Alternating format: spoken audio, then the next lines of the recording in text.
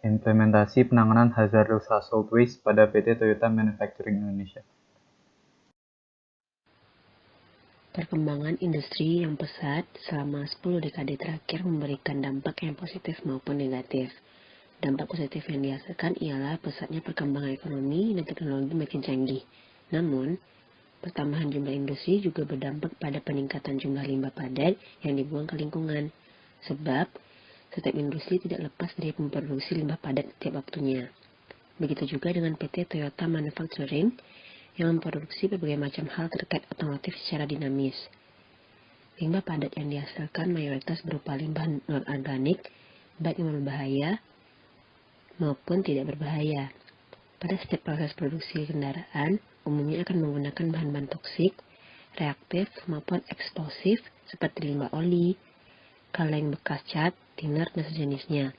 Limbah tersebut tidak bisa ditangani sebagaimana limbah padat lainnya, sebab penanganan yang tidak tepat dan ceroboh justru akan menimbulkan dampak yang buruk terhadap sustainability lingkungan.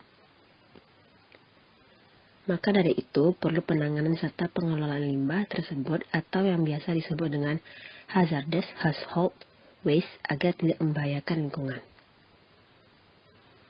PT Toyota Manufacturing Indonesia yang merupakan peraih medali emas untuk kategori Assembly General Installation di Asia Pacific Post Production Option 2018 dan penghargaan Best Environment Management dalam Asia Pacific Six Environmental Award 2018 ini adalah perusahaan yang bergerak di bidang industri pembuatan komponen atau perakitan kendaraan bermotor roda 4 dengan merek Toyota dan perlengkapan mesin pengolah atau pengerjaan logam. Perusahaan tersebut memiliki 5 fasilitas wilayah produksi di Indonesia dengan masing-masing memiliki peran dan kategori tersendiri dalam produksi. Wilayah tersebut diantaranya Santer One Plant, Santer Two Plant, Karawang One Plant, Karawang Two Plant, dan Karawang Three Plant. Adapun wilayah yang menjadi kajian pada laporan kali ini adalah wilayah produksi Karawang yang berlokasi di Karawang International Industry City, Teluk Jambe, Jawa Barat. Luas area sebesar 100 hektar dan area yang digunakan sebesar 30 hektar. Dengan kajian khusus berupa limbah padat B3 yang dihasilkan dari proses produksi painting berupa kaleng bekas cat, oli bekas, dan sejenisnya. Karawang Plant dibangun pada tanggal 29 Mei 1996 dengan investasi sebesar 462,2 miliar dan baru diresmikan pada tahun 2000. Pada saat ini, Karawang Plant memiliki kapasitas produksi 250.000 unit mobil per tahun. Pengelolaan limbah padat domestik. Dalam pengelolaannya, limbah padat domestik dari kegiatan kantor, kantin, dan pemeliharaan taman yang telah diklasifikasikan sesuai dengan jenisnya dikumpulkan di tempat penampungan sementara yang disediakan dan secara berkala diambil oleh petugas dari Dinas Kebersihan Kabupaten Karawang untuk dibuang ke TPA. Pengelolaan limbah padat industri. Limbah padat yang berasal dari proses produksi dapat dikelompokkan menjadi 2 jenis, yaitu limbah padat non B3 dan limbah padat B3. Limbah padat non B3 dapat berupa bekas kemasan bahan baku dan bahan penunjang berupa kardus, kertas, palet kayu, drum, dan kaleng yang dikumpulkan di tempat penampungan sementara, kemudian secara berkala diambil oleh rekanan PT Mitra Mukim. Yang lainnya berupa besi tua, sisa spare dan sisa logam dikumpulkan di gudang dan secara berkala diambil oleh pengumpul besi bekas PT Mitra Mukim. Limbah padat B3 dalam prosesnya dibagi dalam beberapa tahap. Tahap pertama yaitu reduksi dan pemanfaatan. Reduksi dan pemanfaatan ini sebagai langkah meminimalisasi kuantitas limbah B3 yang dihasilkan. PT Toyota Manufacturing Indonesia berupaya diantaranya memperbaiki tempat penyimpanan bahan B3 agar dapat 100% memenuhi standar dan tidak adanya kebocoran serta kontaminasi. Mengurangi VOC sebesar 120 liter per hari atau kurang dari 55 gram per cm kuadrat dengan mengoptimalkan pemakaian thinner, memasang 500 tikar B3 untuk memperbaharui sistem pengumpulan limbah, mengurangi pemakaian fine thinner pada proses pre-degreasing, Drum bekas bahan B3 dimanfaatkan sebagai tempat limbah B3 untuk drum-drum bekas dan kaleng cat yang sudah tidak terpakai, dan kemasan bekas dikembalikan kepada subkontainer sehingga tidak dibuang begitu saja. Dan recycle thinner dengan cara mendidihkan thinner yang menghasilkan uap dan digunakan kembali menjadi thinner. Kedua, yaitu implant treatment atau pengolahan internal.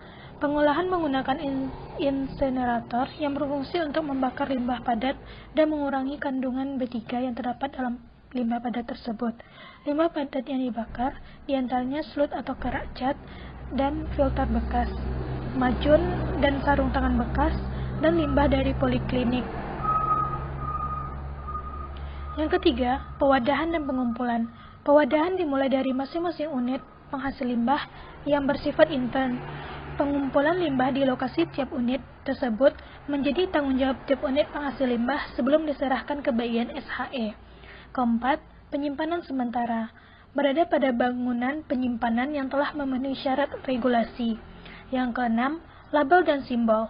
Pelabelan dan simbol B3 berlaku berdasarkan CAP titik 05 garis miring Bapeda garis miring 09 garis miring 1995. Yang keenam, pengangkutan.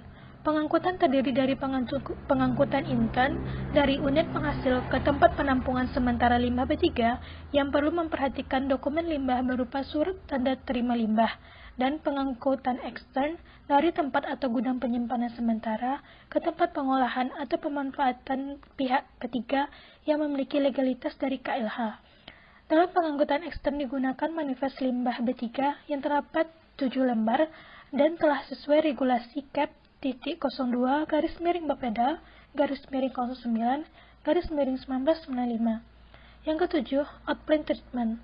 Untuk menaati regulasi dari pemerintah dan mengatasi dampak negatif dari permasalahan lingkungan yang dapat muncul, maka PT Toyota Manufacturing Indonesia sebagai perusahaan yang memegang sertifikat ISO 14001 untuk pengelolaan limbah pada tahun 2000 menunjuk PT Prasada Pramunah Limbah Industri atau PPLI Cileungsi yang berlokasi di Bogor sebagai pengolah dan pemusnah limbah B3 secara ex situ. Yang ketujuh, perizinan dan pengawasan. Izin yang diterbitkan oleh KLH untuk PT Toyota Manufacturing Indonesia adalah izin penyimpanan sementara dan izin pengoperasian insinerator. Pihak ketiga yaitu PPLI juga telah memenuhi syarat teknis dan ekonomi sesuai dengan regulasi yang ada di Indonesia, sehingga aspek perizinan dalam pengelolaan limbah B3 oleh PT Toyota Manufacturing Indonesia telah memenuhi syarat hukum. Tahap pengawasan dilakukan oleh pihak intern perusahaan, dilakukan oleh Departemen SHE dan pihak pemerintah melalui Kementerian Lingkungan Hidup atau KLH. Sesuai dengan PP nomor 85 tahun 1995, dalam pelaksanaan kegiatan pengawasan, KLH melimpahkan kepada BPLH Kabupaten setempat yang merupakan instansi yang bertanggung jawab.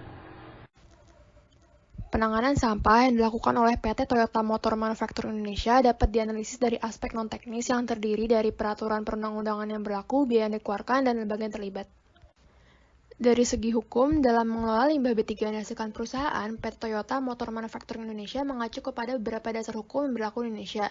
Di antaranya adalah PP nomor 85 tahun 1999 yang mengatur tentang karakteristik limbah B3, serta Keputusan Kepala Bapeda nomor 3 tahun 1995 tentang persyaratan teknis pengelolaan limbah bahan berbahaya dan beracun. Dalam pengelolaannya, PT Toyota menggunakan jasa pihak ketiga yaitu PPLI atau PT Prasada Pramunah Limbah Industri. Pengelolaan B3 dilakukan secara mandiri hanya sampai di tahap pembakaran menggunakan insinerator milik PT Toyota. Insinerator ini sebelumnya sudah diizinkan oleh KLH untuk dioperasikan. Izin yang diberikan KLH adalah izin penyimpanan sementara dan izin pengoperasian insinerator. Namun, berdasarkan studi yang dilakukan oleh Subowo pada tahun 2020 ditemukan bahwa PT Toyota menghasilkan limbah B3 sebanyak 424,19 ton untuk sludge IPAL dan 243,38 ton untuk sludge paint. Studi ini dilaksanakan pada rentang 6 Februari hingga 6 April 2020, yang berarti rata-rata limbah B3 yang dihasilkan oleh PT Toyota Motor Manufacturing adalah 223,523 ton per bulan. PT Toyota juga diketahui masih bekerja sama dengan PPLI sebagai pihak ketiga. Dengan peningkatan yang besar, tentunya biaya yang dikeluarkan juga akan jauh lebih besar. Dalam pengelolaan limbah B3 PT Toyota, terdapat beberapa pihak yang dilibatkan, diantaranya KLH, PT Toyota, dan PPLI sebagai pihak ketiga.